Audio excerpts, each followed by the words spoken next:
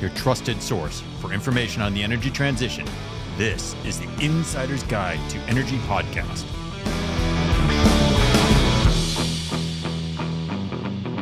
Hey, Energy Insiders, welcome back to the Insider's Guide to Energy. I'm your host, Chris Sass, and this is another episode of the Insider's Guide to Energy. What an exciting week we have. We're going to talk to Aiden Lee, the co-founder and CEO of Graphjet. And what they're doing is kind of interesting. They're taking palm kernels and turning that into graphite. Graphite, as we all know, is one of the components needed in battery technology and nanotechnology. So he takes one man's trash and he turns it into treasure. Aiden, welcome to the program. Yeah, thank you, Chris. I think you kickstart such a good way. One man trash, one man one way to love wearables item for the industry. Yeah, I'm Aiden Lee here. I'm CEO. I'm a co-founder of Graphjet Technology. Yes, we are just recently listed on the NASDAQ with a business model of transferring and recycling the waste from Malaysia to become a valuable products that widely used in electrical vehicles. Thank you, Chris. It's a pleasure to have you here, and it's an interesting concept. So with the energy transition, EVs and electrifying everything, there's no one silver bullet that solves all problems. But one of the things that comes up is supply chain and where we're going to get all the materials. And one of the materials that you need in battery tech is graphite. And so, as your company name suggests, you're in the graphite business. Maybe you could take a second and explain to our audience what it is that you propose to do and what you are doing. Yeah, basically, Graphjet is recycling the waste. We call it a palm kernel shell. It's such a waste that very rich in Malaysia, second largest palm oil producer, come after Indonesia. And Malaysia has a lot of, we're talking about 5 million tons every year on the palm kernel shell waste. So basically, we transform the waste to become a value-added product. We call it graphite. Graphite actually is such a important raw materials and call it the critical raw material as well as for now. And because it rank above lithium, it's much more important than lithium because graphite is mainly used in the battery anode material, which is a storage system in the battery, which is a negative side of we always seen in the battery. And it is very important, and some of the country have actually dominate this raw material for 97% since EV has been out of the market and all the competition. So graphite is our main raw material right now, our output, which we are focusing on manufacturing graphite from the waste and supplying to all the OEM automakers and supporting the supply chain to create a better ecosystem. All right. So you have these palm kernels and the shells or the husks. They're basically disposed of today. And they have a lot of nutrients and a lot of things in there. And you got to be careful of how you dispose of them from what I'm reading. You can't just get rid of these. And so your Yep. premise is you worked with a couple of universities in Malaysia and developed some technology where you could take this and basically turn it into a usable material, which is basically extracting that and turning it into graphite. Is that the highest level of what's happening here? Yep. In terms of researching and the whole process development wise, internal technology, GraphJet actually invented the whole process and technology ourselves. And we're working with all the university in Malaysia to run all the tests, run all the verification, all the testimonials with all the few experts and scientists outside GraphJet technology, basically just to verify the raw materials and to run the test how good the product is, how solid graphite, the composition is to mainly use in the batteries or any other application in the industry. All right. And you're competing with open mining, or what's the general way that graphite is gathered today? How does the battery industry get its graphite today? Yeah, thank you, Chris. You asked a really good question. In terms of open mining side, we don't really mine graphite. Of course, there's different sources of getting the graphite in the whole supply chain.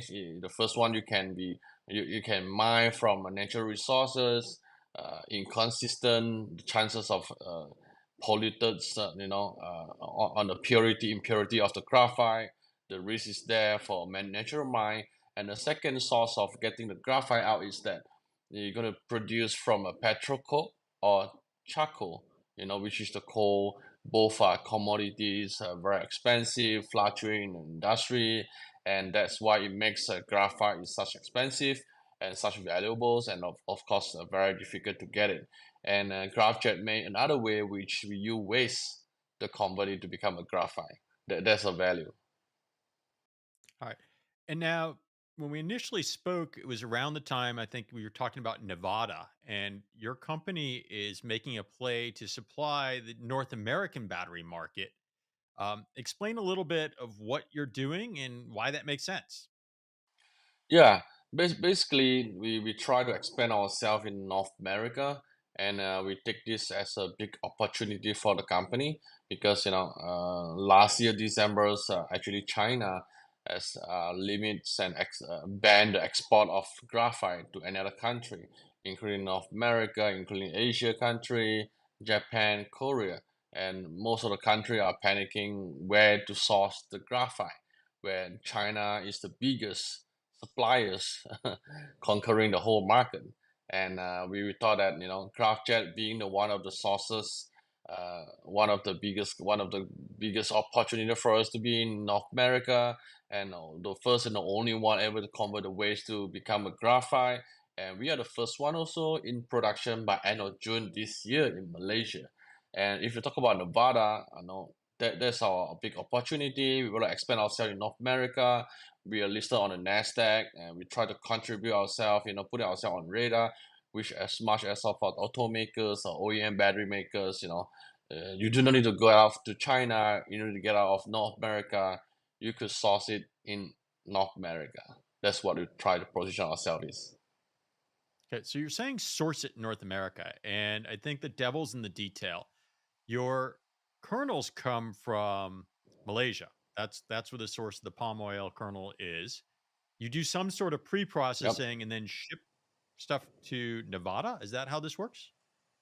Yeah, basically how we process the whole manufacturing process is that because palm kernel shell is not allowed to export or import to any other big country, any other country. So the challenge is that how are we going to process and produce in Nevada where we can't import the feedstock from Malaysia going to the United States? And the way they're going to do it is that we're going to run a free first process, refine the first process from palm kernel shell to become a hard carbons, and we then will ship the hard carbons to United States, which is Nevada facility, to rerun the process and refine to become a graphite and graphene. So that's the way that we do it, and yeah, So when I look at, let's say, scope three emissions from this process or something where you have a long process, so you're basically farming palm oil, which has consequences, and there's growth in palm oil, right? So that may contribute to deforestation. Then we take that waste that's come from the palm oil and we're transforming it into something, and then we're shipping it across the world to make a product. Help me understand how this compares in emissions and scope three emissions to maybe other forms of getting graphite. You said from coal or from hydrocarbons or things like that. How does this compare? yeah. If you're talking about carbon emissions, we are totally definitely better. I mean, we're able to lower down our objective, which is to emit as low as compared to any other producer in the world. We are talking about every kilogram of 2.95 emission from Graphjet. If you're talking about mining, we're talking about 17 kilogram. We're talking about production scale from coal and petrol coke in China. We're talking about 10 or 15 kilogram per kilogram production of graphite. And we're talking about Graphjet is only running at 2.9 and per kilograms of graphite production. And we are still working towards our targets to neutralize, I mean, the carbon emission by getting more renewable energy to power up the whole power plant. I mean, the whole manufacturing plant. And the markets you're focused on, you started your, like you said, in June, your first production or goes takes place locally. And is your second market the US then? Is that your growth plan? Yeah, definitely. The first manufacturing plant, the mid-sized manufacturing plant, will be launching end of June this year in Malaysia, and after that, we're going to focus on our I mean, the expansion in North America, talking to federal government, state government, and getting the supports in terms of licensing and all that.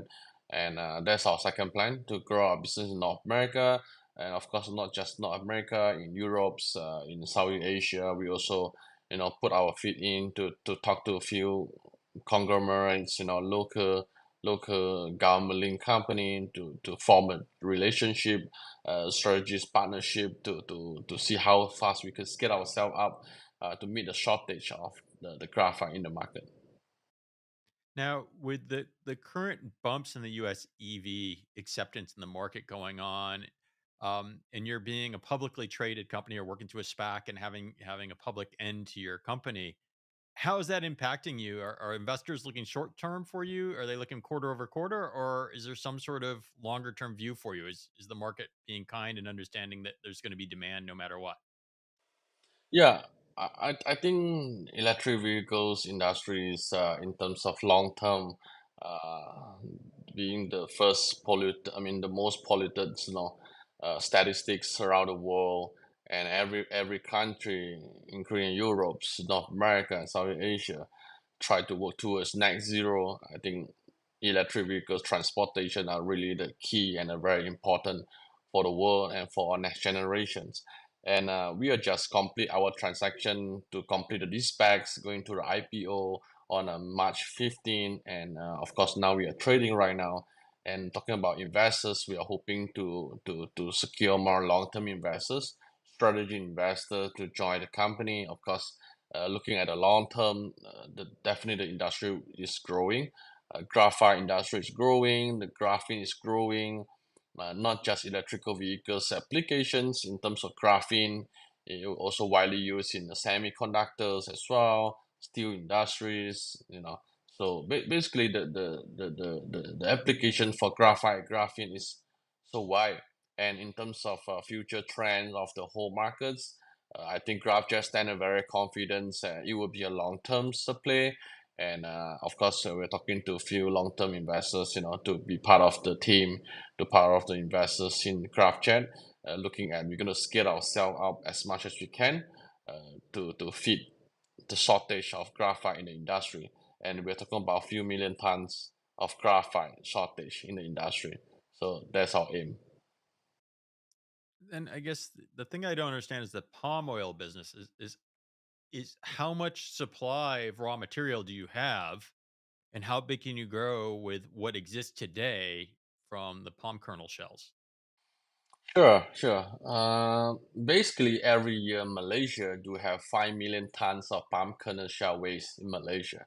We're talking about just Malaysia, 5 million tons, and in terms of efficiency of our manufacturing process, we're talking about 3-to-1 ratio conversion, which is 3 ton of palm kernel shell waste, I can produce 1 ton of graphite. So if you're talking about 5 million ton of Malaysia, palm kernel shell waste able to produce, and we are running like 1.5, 1.7, 1.8 million tons of graphite. But I mean, this really takes such a long journey for Graphjets in terms of mentally, the team competency, of course, the investor supports and the financial institutional, to work with us in the long terms to hit our long term goal on this part.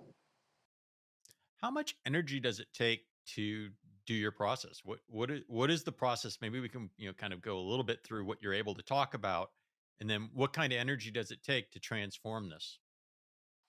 We're talking about 30 to 40 megawatts. Maximum, we will have a reserve for another 10 megawatts. We're talking about 50 megawatts for the whole manufacturing process. So definitely, energy efficiency wise is a very upkeep and well upkeep. And of course, we're talking to some renewable players to try to neutralize our carbon emission by taking in more renewable energy in our whole manufacturing process as well. If we could lower down our 2.9 carbon emission to 1 kilogram to every 1 kilogram of production of graphite, that would be even great. That's the current goal that we're focusing on. Of course, we're putting ourselves high hope that we could able to neutralize the whole carbon emission with the whole manufacturing process improvement. And then I guess the question I have, and maybe it has to do with gigaplants announced or whatever, but why Nevada?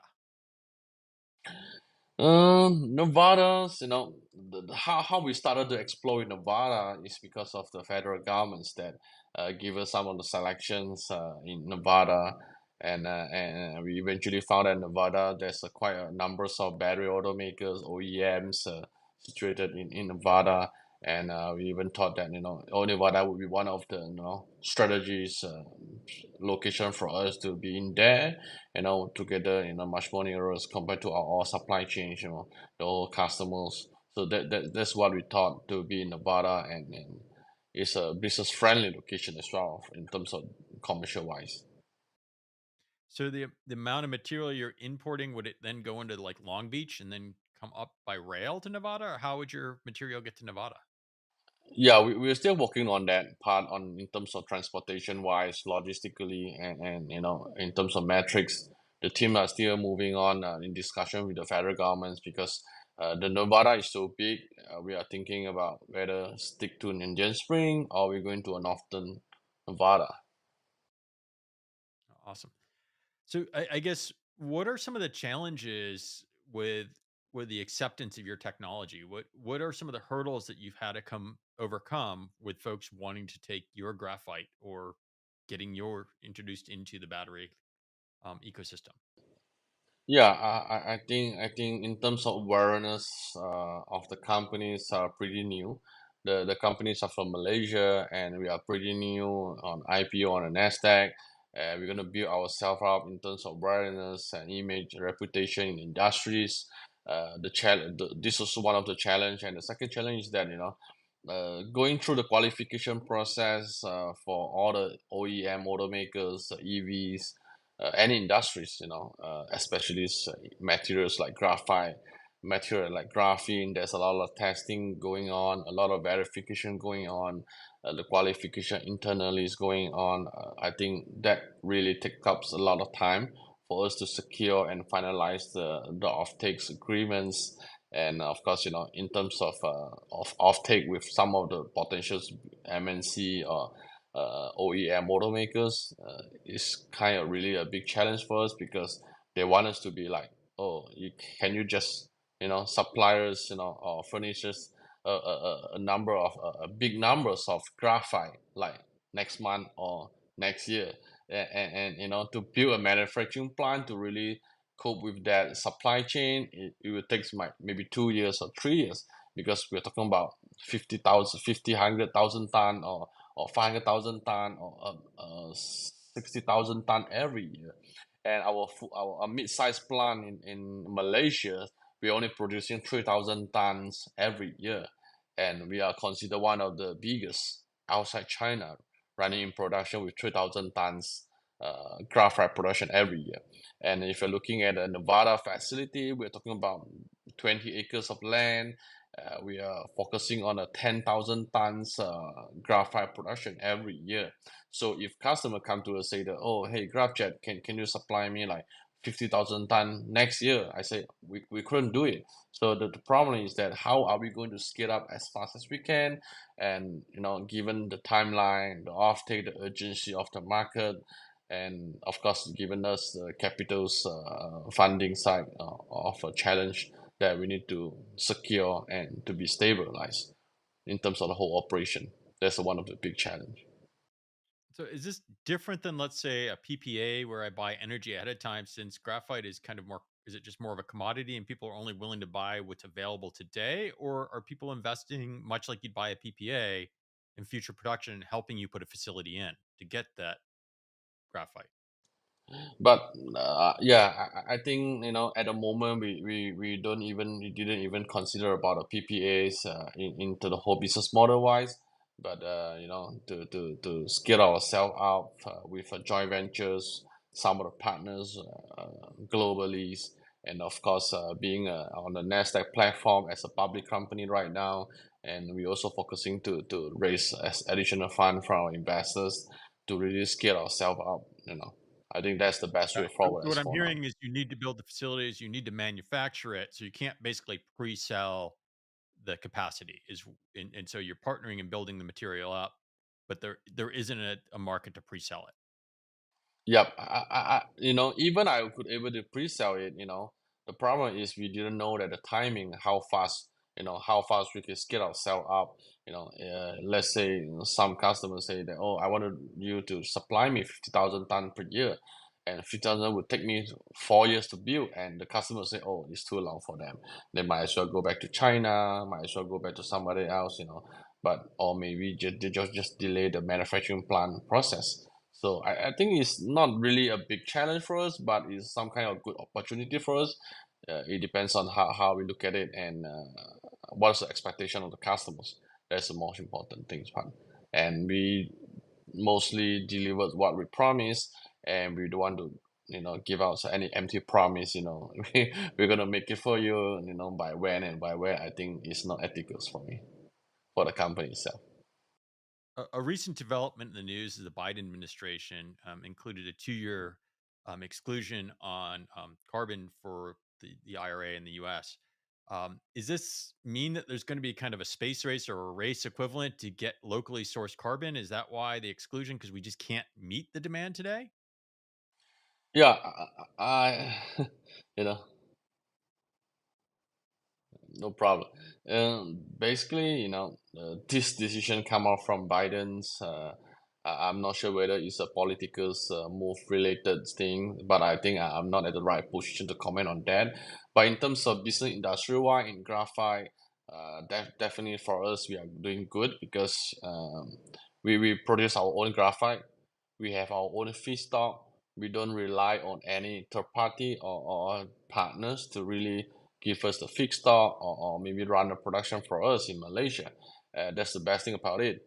And a lot of graphite producer in North America, the so-called graphite producer, or even in some other country, um, it may be some threat for them because they probably don't really produce their own graphite, and they probably get source from at China, or maybe in China, to trade and repackage and resell to any automakers in the industry.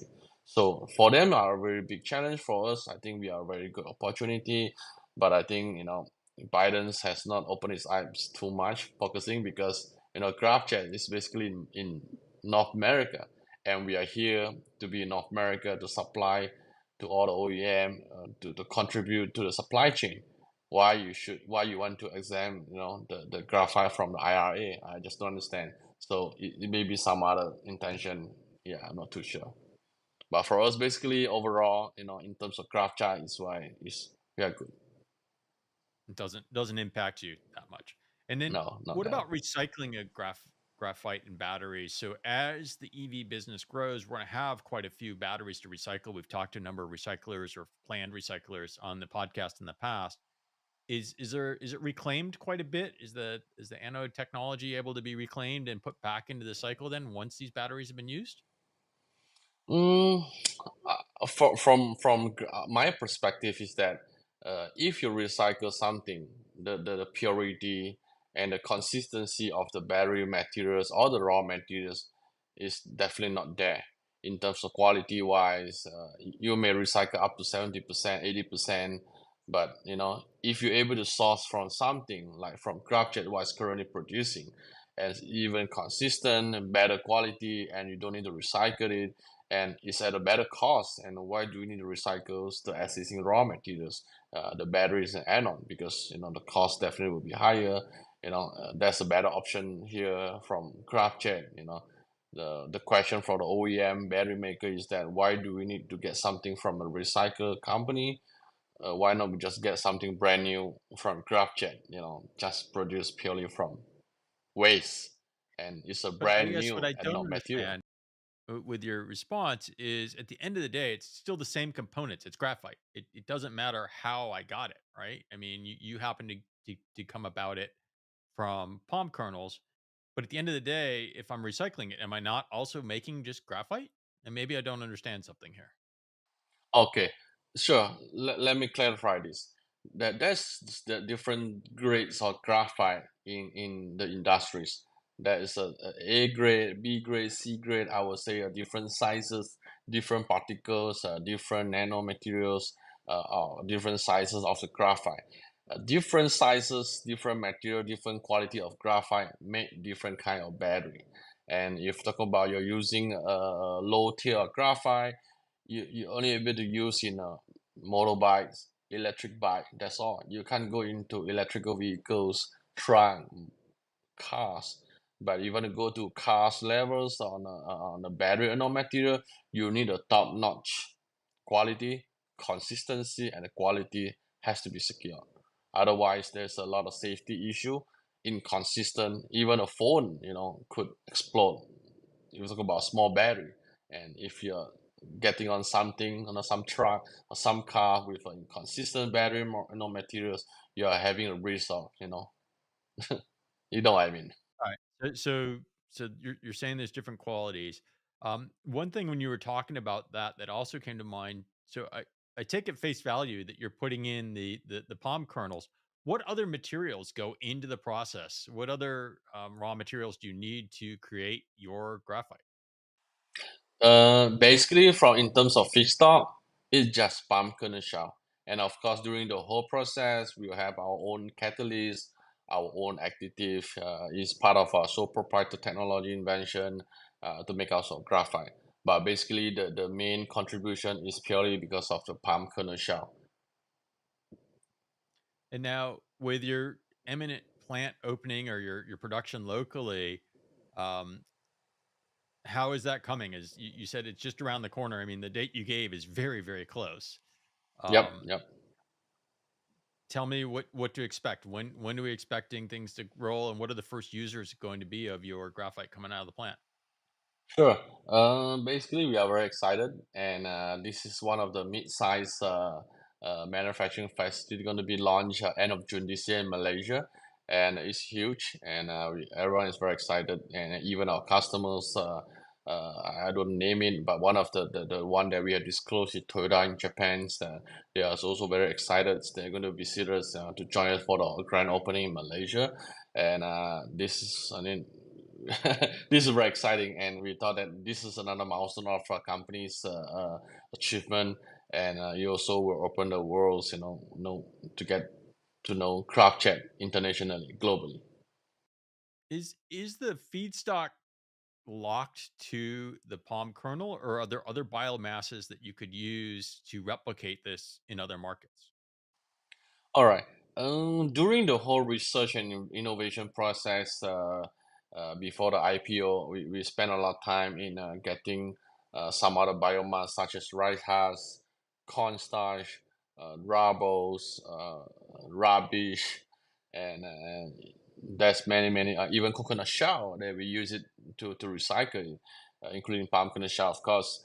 Eventually, we found out that palm kernel shell is much more consistent. That's the first place, and a very high content of carbon. That's the second one, and the third one is because of the feedstock. Is Malaysia is the second largest of palm oil, so feedstock is not something that we don't need to worry about, and the cost of feedstock is really low compared to some other producer in China using petrol coal or coal. We're talking about maybe 10 times more expensive. Yeah, I think that's the advantage of we are using palm kernel shell in much more stables, and consistency is the most important part is consistency. Thank you again, Aiden. It's been a pleasure having you on the program. We look forward to following you, seeing what happens with your NASDAQ, your stock, and the growth of your solution here in North America. Thank you, Chris. Thank you very much. Insiders, thanks for listening to another episode of the Insider's Guide to Energy. It's been fun bringing this episode to you. If you enjoy the content we bring and you want to continue hearing this content, there's one favor I have to ask of you, and it's the biggest thing and biggest compliment you can make for the entire team of 12 of us that bring you this show. It's to hit the like button or to add a comment. That lets others know that the show has quality, and it also helps us attract new guests for the future episodes. So please take a second and hit the like button. It is greatly appreciated. And we'll see you again next time on the Insider's Guide to Energy podcast. Bye for now.